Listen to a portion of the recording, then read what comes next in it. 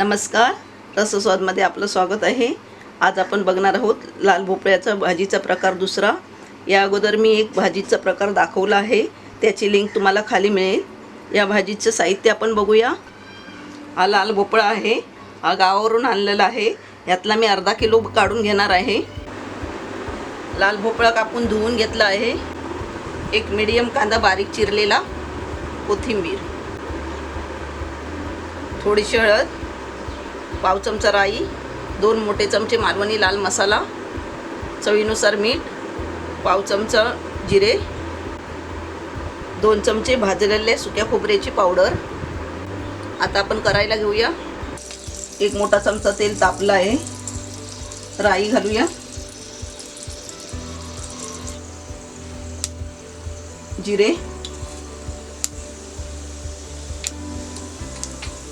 कांदा,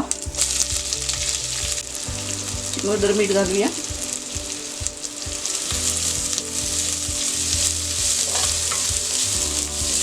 कांदा चांगला परतून घ्यायचा आहे। कांदा चांगला सोनेरी झाला आहे। हिंग घालूया,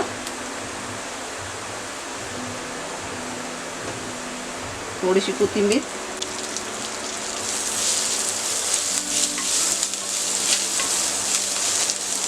हळद, मालवणी लाल मसाला, सुक्या खोबऱ्याची 2 चमचे पावडर, चांगलं परतून घेऊया।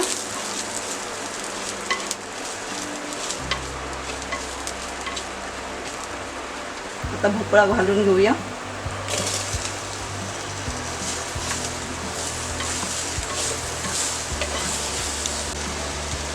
चवीनुसार मीठ,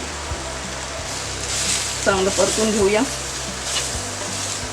हे मी मातीच्या भांड्यामध्ये बनवते आहे भाजी।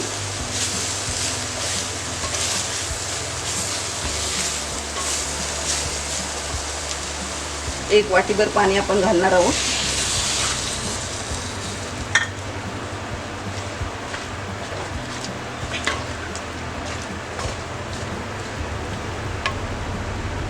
कोथिंबीर घालून झाकण ठेवून देऊया। मीडियम गॅसवरती झाकण ठेवून देऊया। झाकण काढूया। 7 मिनिटं झाली आहे।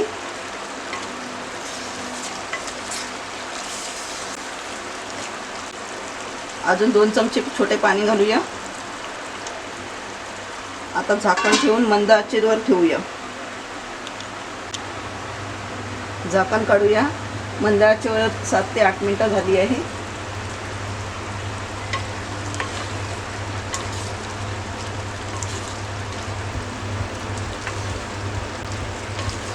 जून भोपळा असला की शिजायला जरासा वेळ लागतो।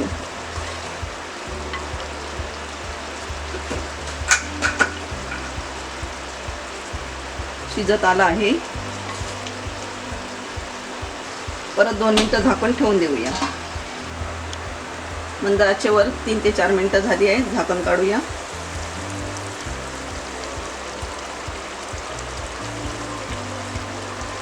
कोथिंबीर घालूया।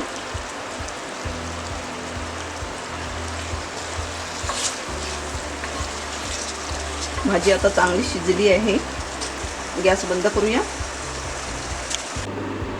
लाल भोपळ्याची चविष्ट भाजी बनवून तयार आहे। लाल भोपळ्यापासून खूप काही रेसिपी बनवता येतात, तर करायला एकदम सोपी आहे।